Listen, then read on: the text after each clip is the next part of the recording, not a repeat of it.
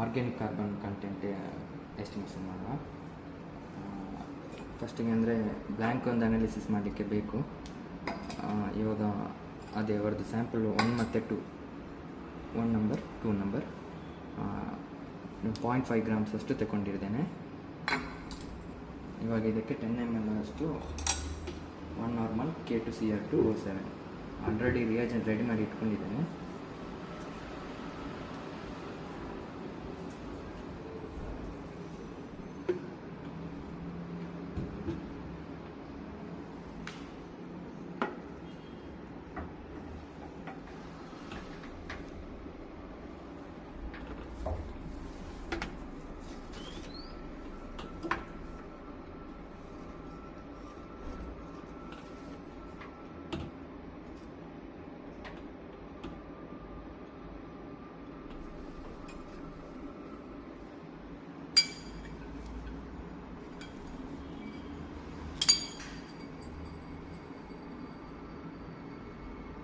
Blank ಯಾಕೆ analysis ಮಾಡೋದು ಅಂತ ಹೇಳಿದರೆ, ನಮ್ಮದು ಏನಾದರೂ ಕಂಟಾಮಿನೇಷನ್ ಆಗಿದ್ದರೆ ಬ್ಯಾಂಕಲ್ಲಿರೋದನ್ನು ಮೈನಸ್ ಮಾಡ್ಕೊಳ್ಬೇಕು ನೆಕ್ಸ್ಟ್ ವ್ಯಾಲ್ಯೂಯಲ್ಲಿ ಅಂತೇಳಿ.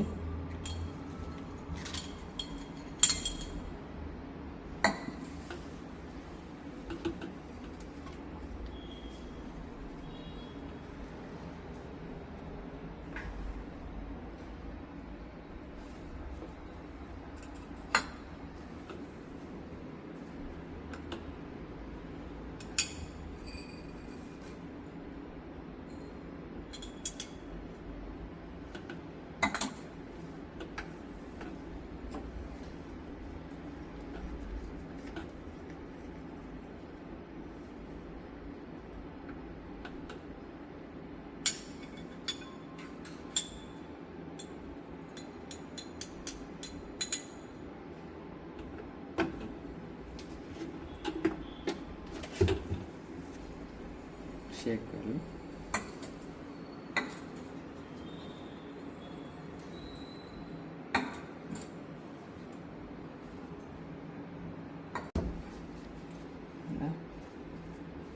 ಈಗ ಇದಕ್ಕೆ 20 ml ಅಷ್ಟು 3ಕ್ಕೂ ಸಲ್ಫ್ಯೂರಿಕ್ ಆ್ಯಸಿಡ್ ಅಂದರೆ ಕಾನ್ಸಂಟ್ರೇಟೆಡ್ ಸಲ್ಫ್ಯೂರಿಕ್ ಆ್ಯಸಿಡ್.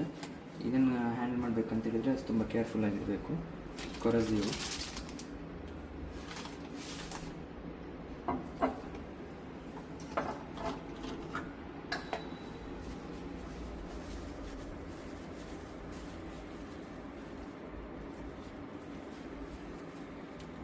ಇದನ್ನು ಯೂಸ್ ಮಾಡಬೇಕಂತ ಹೇಳಿದ್ರೆ ಈಗ ಹೊಗೆ ಬರುತ್ತೆ, ಅದಕ್ಕೋಸ್ಕರ ಫ್ಯೂಮ್ ಎಕ್ಸಾಸ್ಟ್ ವುಡ್ ಅಲ್ಲಿ ಮಾಡ್ತಾ ಇದ್ದೇನೆ. ಇದನ್ನು ಫಸ್ಟ್ ಆನ್ ಮಾಡ್ಕೊಳ್ಳಿ.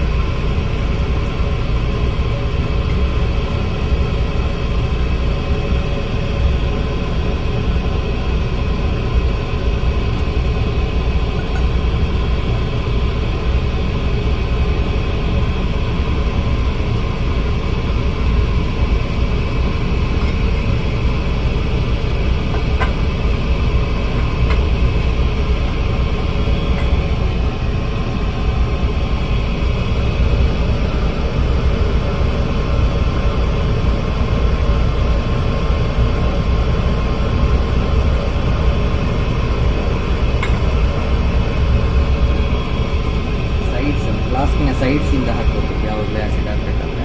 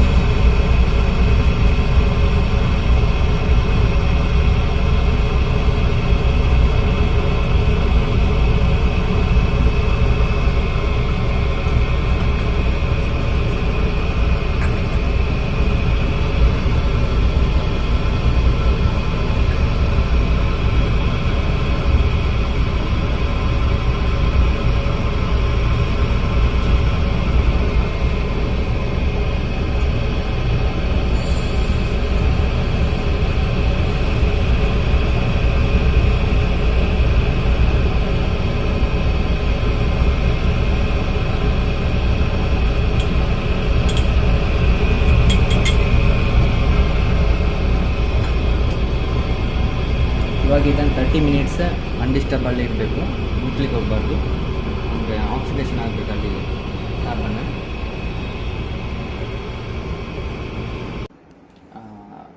ಇವಾಗ ಇದು 30 ಮಿನಿಟ್ಸ್ ಆಗಿದೆ. ಇವಾಗ ಇದಕ್ಕೆ 10 ml orthophosphoric acid or 3 grams of sodium chloride ಆಗುತ್ತೆ. ನಾನಿವಾಗ ಇದಕ್ಕೆ 10 ml ಅಷ್ಟು ಆರ್ಥೋಫಾಸ್ಫರಿಕ್ ಆ್ಯಸಿಡ್ ಹಾಕ್ತೀನಿ.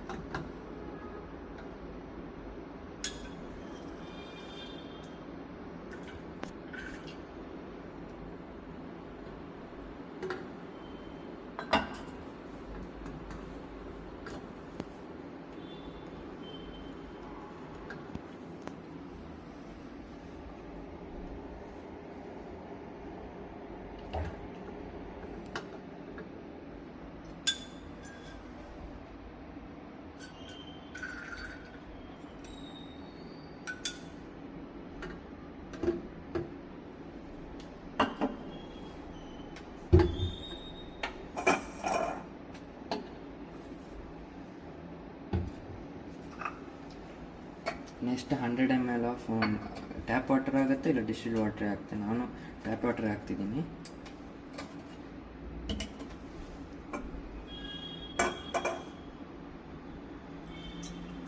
ಇಲ್ಲ ಸಾರಿ, ಡಿಸ್ಟಿಲ್ಡ್ ವಾಟರ್ ಹಾಕ್ತಾ ಇದ್ದೀನಿ.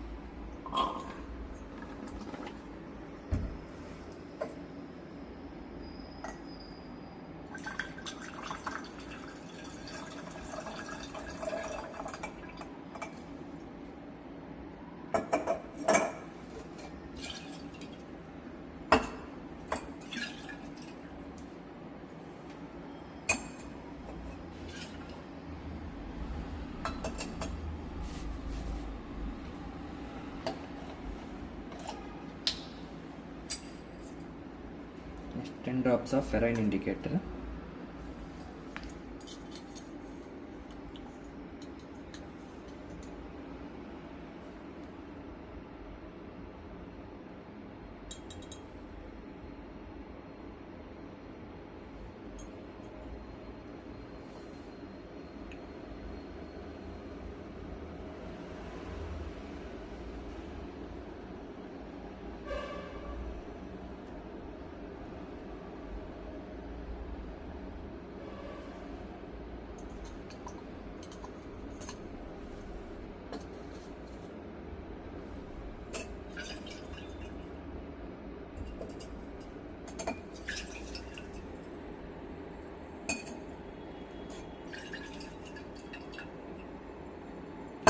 ನೆಕ್ಸ್ಟ್ ಇದನ್ನು ಈಗ ferrous ammonium sulphate against titration ಮಾಡಲಿಕ್ಕಿದೆ.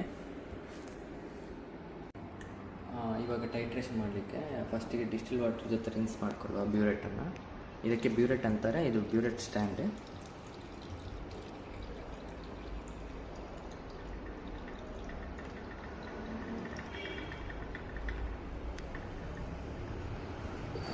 ಆಮೇಲೆ 0.5 ml ferrous ammonium sulphate.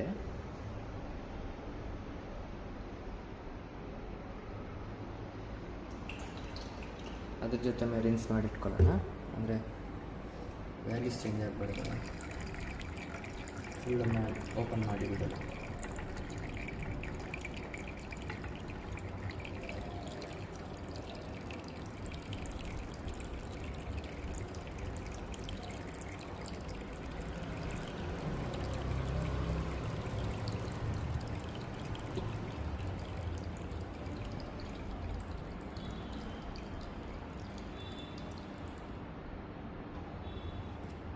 Close ಮಾಡಿದೆ.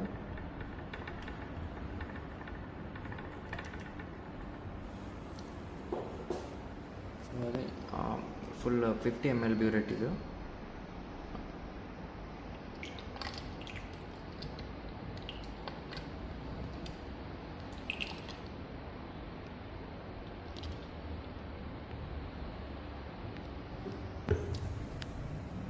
ಇವಾಗ ಇಲ್ಲಿ 0ಗಿಂತ ನೋಡಿ ಇನಿಷಿಯಲ್ ಬ್ಯೂರೆಟ್ ವ್ಯಾಲ್ಯೂ ನಮಗೆ ಯಾವುದೇ ಅನಾಲಿಸಿಸ್ ಮಾಡೋ ಮುಂಚೆ ರೀಡಿಂಗ್ಸ್ ತಗೊಳ್ಬೇಕು. ಅಂದರೆ ಬ್ಯೂರೆಟ್ ವ್ಯಾಲ್ಯೂ 0ದಲ್ಲಿ ಉಂಟು, 0.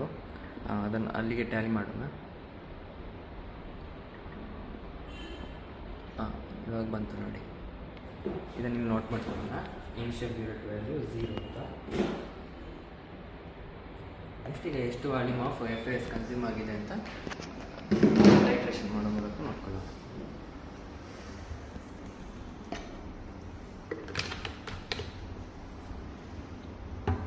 ಫಸ್ಟಿಗೆ ಬ್ಲ್ಯಾಂಕಿಗೆ ಎಷ್ಟು ನೋಡೋಣ, ಎಷ್ಟು ಬರುತ್ತೆ. ಕಲರ್ ಚೇಂಜ್ ಆಗಬೇಕು, ಗ್ರೀನ್ ಕಲರ್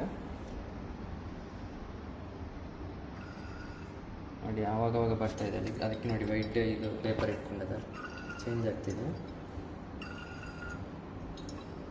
ನೋಡಿ. ಗ್ರೀನ್ ಕಲರ್ ಬರುತ್ತೆ, ಹೋಗುತ್ತೆ.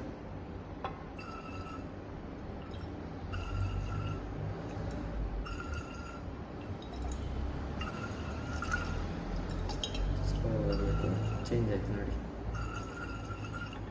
ಫುಲ್ ಚೇಂಜ್ ಆಯಿತು ನೋಡಿ. ಇವಾಗ ಇದು ಬ್ಲ್ಯಾಂಕ್ ಟೈಟರ್ ವ್ಯಾಲ್ಯೂ. ಇವಾಗ ಫೈನಲ್ ಬ್ಯೂರೆಟ್ ವ್ಯಾಲ್ಯೂ ನೋಡ್ಕೊಳ್ಳೋಣ.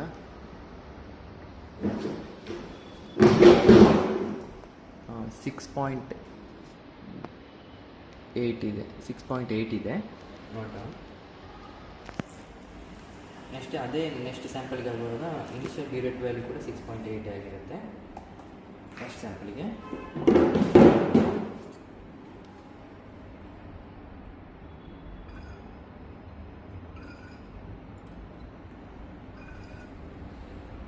ಕಲರ್ ಚೇಂಜಸ್ ಆಗ್ತಿದೆ, ಬ್ರೈಟ್ ಗ್ರೀನ್ ಕಲರ್ ಬರಬೇಕು.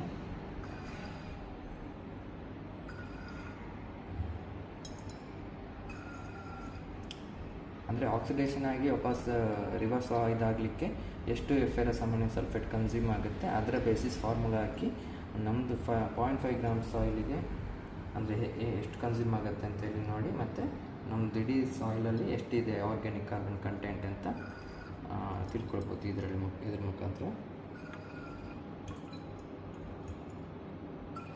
ನೋಡಿ ಚೇಂಜ್ ಆಯಿತು, ಗ್ರೀನ್ ಕಲರ್ ಬಂತು. ನೋಟ್ ಡೌನ್ ಮಾಡ್ಕೊಂಡು ಎಷ್ಟು ಅಂತ 12 ಇದೆ, ಕರೆಕ್ಟ್ 12 ಇದೆ. Final burette value 12. ನೆಕ್ಸ್ಟ್ ಎರಡನೇ ಸ್ಯಾಂಪಲಿಗೆ ಕೂಡ ಇನಿಷಿಯಲ್ ಬ್ಯೂರೆಟ್ ವ್ಯಾಲ್ಯೂ 12 ಆಗಿರುತ್ತೆ.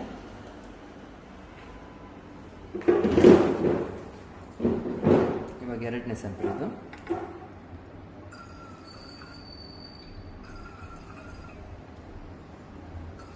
ನೋಡಿ ಇದರಲ್ಲಿ ಬೇಗ ಕಲರ್ ಚೇಂಜಸ್ ಆಗುತ್ತೆ. ಯಾಕೆಂತೇಳಿದರೆ ಆರ್ಗ್ಯಾನಿಕ್ ಕಾರ್ಬನ್ ಕಂಟೆಂಟ್ ಆವಾಗಲೇ ಏನು ನೋಡಿರೋದು ಬ್ಲ್ಯಾಕ್ ಕಲರ್ ಇರುತ್ತಲ್ಲ ಸ್ಯಾಂಪಲ್, ಸೊ ಕಾರ್ಬನ್ ಕಂಟೆಂಟ್ ಜಾಸ್ತಿ ಇದೆ, ಬೇಗ ಕಲರ್ ಚೇಂಜಸ್ ಆಗ್ತಿದೆ.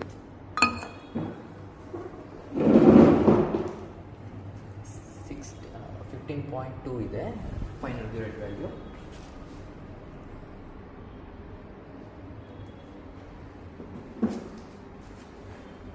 ಸೊ ಇವಾಗ volume of FAS ಕನ್ಸ್ಯೂಮರ್ಡ್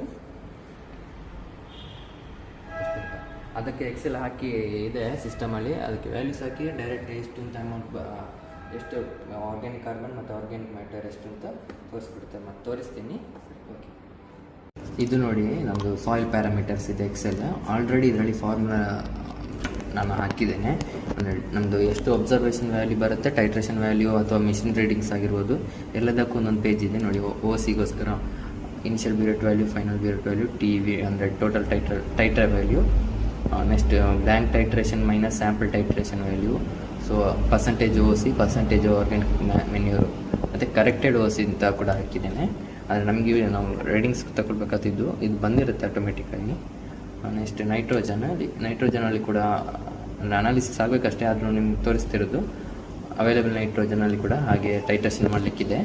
initial, final ಹಾಗೆ ಮಾಡಿ ಬ್ಲ್ಯಾಂಕ್ ಆಟೋಮೆಟಿಕ್ ಫಾರ್ಮುಲಾ ಬರುತ್ತಲ್ಲ, K2O, ನೆಕ್ಸ್ಟ್ ಕ್ಯಾಲ್ಸಿಯಂ ಮೆಗ್ನೀಷಿಯಮ್ಗೆ, P2O5ಗೆ ಇಲ್ಲ P2O5ಗೆ ನೆಕ್ಸ್ಟ್ ಮತ್ತೊಂದು ಎಕ್ಸೆಲ್ ಇದೆ, ಗ್ರಾಫ್ PPM ಎಲ್ಲ ಕ್ಯಾಲ್ಕುಲೇಟ್ ಮಾಡಲಿಕ್ಕಿದೆ. ಸ್ವಲ್ಪ ಕಾಂಪ್ಲಿಕೇಟೆಡ್ ಮೆಥಡ್ ಅದು. ಸಲ್ಫರಿಗೆ ಕೂಡ ಮೈಕ್ರೋನ್ಯೂಟ್ರಿಯೆಂಟ್ಸಿಗೆ ನಮ್ಮದು AS ಅಲ್ಲಿ ಆಟೋಮೆಟಿಕ್ ಗ್ರಾಫ್ PPM ತೋರಿಸ್ತದೆ, ಅಂದರೆ ಅದರಲ್ಲಿ ಸಿಸ್ಟಮ್ ಇರೋ ಕಾರಣ ಅದೇ ಗ್ರಾಫ್ PPM ಹಾಕಿರುತ್ತೆ. ಸೊ ಗ್ರಾಫ್ PPM ಮತ್ತು ನೆಕ್ಸ್ಟ್ PPM ಹೇಗೆ ಅಂತ ಅದು ಕ್ಯಾಲ್ಕುಲೇಟ್ ಮಾಡಿಕೊಡುತ್ತೆ. ನೆಕ್ಸ್ಟ್ ಅದೇ ನಿಮಗೆ ಯಾವುದು ಫಾಸ್ಫರಸ್ ಇದು ಮತ್ತು ಸಲ್ಫರ್ ಇದು ತೋರಿಸ್ತೀನಿ. ಇಲ್ಲಿ ಅದಕ್ಕಿಂತ ಮುಂಚೆ ಈಗ ಆರ್ಗ್ಯಾನಿಕ್ ಕಾರ್ಬನಿಗೆ ಟೈಟ್ರ್ ವ್ಯಾಲ್ಯೂ ಸಿಕ್ಕಿತ್ತಲ್ಲ, ಅಂದರೆ ನೋಡಿ ಇಲ್ಲಿ ಬ್ಲ್ಯಾಂಕಿಗೆ ಇನಿಷಿಯಲ್ ಬ್ಯೂರೆಟ್ ವ್ಯಾಲ್ಯೂ 0 ಹಾಕಿದ್ದೇನೆ. Final burette value 6.8, titre value 6.8. Next sample 1ಗೆ ಕೂಡ ಅದೇ initial burette value 6.8, final burette value 12. ಅದರದ್ದು ಟೈಟ್ರ್ ವ್ಯಾಲ್ಯೂ ಆಟೋಮೆಟಿಕ್ ಮೈನಸ್ ಆಗುತ್ತೆ, ಅದು ಫೈನಲಿಂದ ಇನಿಷಿಯಲಿಗೆ ಮೈನಸ್ ಆಗಿ ಬರುತ್ತೆ. ನೆಕ್ಸ್ಟ್ ಇದು ಕೂಡ ಸೇಮ್ ಸ್ಯಾಂಪಲ್ 2ಗೆ. ಸೊ ನಮಗೆ ಅಲ್ಲಿ ಫಾರ್ಮುಲಾಕ್ಕೆ ಬೇಕಾಗಿರೋದು ಆ್ಯಕ್ಚುಲಿ X - Y, ಅಂದರೆ blank titre value minus sample titre value. So ಅದನ್ನು ಕೂಡ ಅದು ಕ್ಯಾಲ್ಕುಲೇಟ್ ಮಾಡಿದೆ. ನೆಕ್ಸ್ಟ್ ಎಷ್ಟು ಆರ್ಗ್ಯಾನಿಕ್ ಕಾರ್ಬನ್ ಇದೆ ಅಂತೇಳಿ ಸ್ಯಾಂಪಲ್ 1ನಲ್ಲಿ ಮತ್ತು ಸ್ಯಾಂಪಲ್ 2ಅಲ್ಲಿ ನೋಡಿ, ಯಾವಾಗಲೂ ಹೇಳಿದಾಗೆ ಸ್ಯಾಂಪಲ್ 2ಅಲ್ಲಿ ಜಾಸ್ತಿ ಇದೆ ನೋಡಿ, 1.8 ಇದೆ. ಅದನ್ನು ನೋಟ್ ಡೌನ್ ಮಾಡ್ಕೊಳ್ಳೋಣ. ಆರ್ಗ್ಯಾನಿಕ್ ಕಾರ್ಬನ್ ಸ್ಯಾಂಪಲ್ 1ನಲ್ಲಿ 0.48 ಇದೆ. ನೆಕ್ಸ್ಟ್ ಸ್ಯಾಂಪಲ್ 2ಅಲ್ಲಿ 1.08 ಇದೆ. ಆರ್ಗ್ಯಾನಿಕ್ ಮೆನ್ಯೂರ್ ಅದಕ್ಕೊಂದು ಫ್ಯಾಕ್ಟರ್ ಇದೆ 1.724 ಅಂತ. ಪರ್ಸೆಂಟೇಜ್ OC ಇಂಟು 1.724 ಹಾಕಿದರೆ ಮಲ್ಟಿಪ್ಲೈ ಮಾಡಿದರೆ ಆರ್ಗ್ಯಾನಿಕ್ ಮೆನ್ಯೂರ್ ಎಷ್ಟು ಅಂತ ಸಿಗೋದು ಗೊತ್ತಾಗುತ್ತೆ. 0.8 ಇದೆ ಆರ್ಗ್ಯಾನಿಕ್ ಮೆನ್ಯೂರು ಸ್ಯಾಂಪಲ್ 1ನಲ್ಲಿ. ಸ್ಯಾಂಪಲ್ 2ಅಲ್ಲಿ 1.86 ಇದೆ. ನೆಕ್ಸ್ಟ್ ಇದನ್ನು ಅನಾಲಿಸಿಸ್ ಮಾಡಲಿಕ್ಕೆ ನೋಡಿ, ಅದೇ ಫಸ್ಟ್ ಸಾಯಿಲ್ ಸಲ್ಫರೇಟ್ ಇರುತ್ತಲ್ಲ, ಅದರಲ್ಲಿ ಕಾರ್ಬನ್ ಕಂಟೆಂಟ್ ಕಮ್ಮಿ ಇತ್ತು. ಬಿಲೋ 0.5 ಇದ್ದರೆ ಸ್ವಲ್ಪ ಕಾರ್ಬನ್ ಕಂಟೆಂಟ್ ಕಮ್ಮಿ ಇದೆ ಅಂತೇಳಿ. ಇದರಲ್ಲಿ ನೋಡಿ ಅಂತೆ ಹೈಯೆಸ್ಟ್ ಇದೆ ಅದರಲ್ಲಿ. ಆ ಸೆಕೆಂಡ್ ಸ್ಯಾಂಪಲಲ್ಲಿ ಬ್ಲ್ಯಾಕ್ ಕಲರ್ ಇತ್ತಲ್ಲ, ಅದರಲ್ಲಿ ಹೈಯೆಸ್ಟ್ ಇದೆ. ನೆಕ್ಸ್ಟ್ ಇವಾಗ ನಿಮಗೆ ಫಾಸ್ಫರಸ್ ಗ್ರಾಫ್ ತೋರಿಸ್ತೀನಿ. ನೆಕ್ಸ್ಟ್ ಇಲ್ಲಾಂದರೆ ಅನಾಲಿಸಿಸ್ ಮಾಡುವಾಗ ತೋರಿಸ್ಬೋದು. ಕ್ಯಾಲ್ಕುಲೇಷನ್ ಫಾಸ್ಫರಸ್ ಮತ್ತು ಸಲ್ಫರಿಗೆ ಅದೇ ಥರ ಬೋರಾಣಿಗೆ ಕೂಡ ಗ್ರಾಫ್ ಹಾಕ್ಲಿಕ್ಕಿದೆ. ಫಾಸ್ಫರಸ್ಸಿಗೆ ಆಲ್ರೆಡಿ ಕಾನ್ಸಂಟ್ರೇಷನ್ ಮತ್ತು 0.2 P ಸೊಲ್ಯೂಷನ್, ಅಂದರೆ ಫಾಸ್ಫರಸ್ ಸೊಲ್ಯೂಷನ್ ಮಾಡಿ ಆಬ್ವಿಯಸ್ ತಗೊಂಡು, ಅಂದರೆ ಅಬ್ಸರ್ವೆನ್ಸ್ ಎಷ್ಟಿದೆ, ಸ್ಪೆಕ್ಟ್ರೋಫೋಟೋಮೀಟ್ರಲ್ಲಿ ಎಷ್ಟಿದೆ ಅಂತ ನಾವು ಹಾಕಿ ಮಾಡಿರ್ತೇನೆ. ಸೊ ಅದರದ್ದು ಫ್ಯಾಕ್ಟರ್ ಎಷ್ಟು ಅಂತೇಳಿ ಬರುತ್ತೆ. ಇಲ್ಲಿ ಆಟೋಮೆಟಿಕ್ ನಮ್ಮದು ನೆಕ್ಸ್ಟ್ ಸ್ಯಾಂಪಲ್ ಅನಾಲಿಸಿಸ್ ಮಾಡುವಾಗ ABS ಫಾರ್ ಎಕ್ಸಾಂಪಲ್ 0.014 ಅಂತ ಬಂದರೆ ಕಾನ್ಸಂಟ್ರೇಷನ್ ಎಷ್ಟು, ಅವೈಲೇಬಲ್ P ಎಷ್ಟು, ಅವೈಲೇಬಲ್ P2O5 ಎಷ್ಟು, ಅಂದರೆ P2O5 ನಮ್ಮದು ಸಾಯಿಲಲ್ಲಿ ಎಷ್ಟು ಇರೋದು ಅಂತ ನಾವು ನೋಡಬೇಕಾದ್ದು ಆ್ಯಕ್ಚುಲಿ. ಆ ಥರ ಬರುತ್ತೆ. ನೆಕ್ಸ್ಟ್ ಸ್ಯಾಂಪಲ್ ಅನಾಲಿಸಿಸ್ ಮಾಡಿ ನಮ್ಮದು ವ್ಯಾಲ್ಯೂ ಸಹ 2 ಸ್ಯಾಂಪಲ್ಗೆ ಎಷ್ಟಿದೆ ಅಂತೇಳಿ ಕ್ಯಾಲ್ಕುಲೇಟ್ ಮಾಡಿ ನೋಡುವ. ನೋಡಿ ಇದು ಗ್ರಾಫ್ PPM ಹೇಗೆ ಅಂತ ಹೇಳಿದರೆ, ಇಲ್ಲಿ R² ವ್ಯಾಲ್ಯೂ 0.999 ಇರಬೇಕು, ಬಂದಿದೆ ನಮ್ಮದು ಸ್ಟ್ಯಾಂಡರ್ಡೈಸೇಷನ್ ಮಾಡುವಾಗ, ಅಂದರೆ ಮಿಷಿನ್ ಕ್ಯಾಲಿಬ್ರೇಷನ್ ಮಾಡುವಾಗ. ನೆಕ್ಸ್ಟ್ ಇದಕ್ಕೆ ಕೂಡ ಫಾರ್ಮುಲಾ ಹಾಕಿದ ಕಾರಣ ಅದೇ ಆಟೋಮೆಟಿಕ್ಕಾಗಿ ಎಷ್ಟಿದೆ ಅಂತೇಳಿ ನಮ್ಮದು ABS ಒಂದು ಸ್ಯಾಂಪಲ್ದು ABS ಎಷ್ಟಿದೆ ಅಂತೇಳಿ ಅದಕ್ಕೆ ಗ್ರಾಫ್ PPM ಹಾಕಿ ಅದು ತೋರಿಸಿಕೊಡುತ್ತೆ ಎಷ್ಟಿದೆ ಅಂತ P2O5.